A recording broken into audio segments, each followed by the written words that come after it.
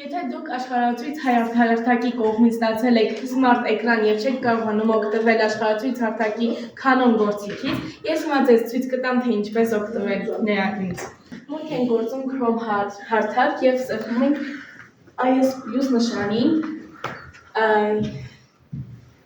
եւ մուտք ենք գործում Brainograph աշխարհացույց հարթակ։ Մտնելով աշխարհացույց հարթակ, սեղմում ենք այս 3 կետիկներին եւ անջատում ենք այս նշանը։ Այնուհետև թարմացնում ենք ծրագիրը այս նշանի սեղմելով։ Մուտք ենք գործում յուրաքանչյուր դասարան, օրինակ 8-րդ դասարան, ընտրում ենք Հայաստանը 15-17-րդ դարանի թեման եւ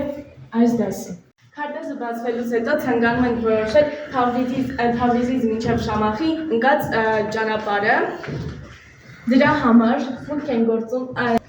այս նշանով, սեղմում ենք կանոն նշանին եւ նշում ենք այստեղից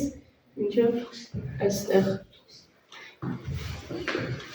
Եվ տեսնում ենք, որ ընդհանուր հեռավորությունը կազմում է 358.86 կիլոմետր։ Ինքնաթիռով կարող ենք հասնել 21 րոպեում, ավտոմեքենայով 4 ժամ 29 րոպեով, ձիով 6 օր 9 ժամ եւ ոտքով գնանք կհասնենք 11 օր 23 ժամում։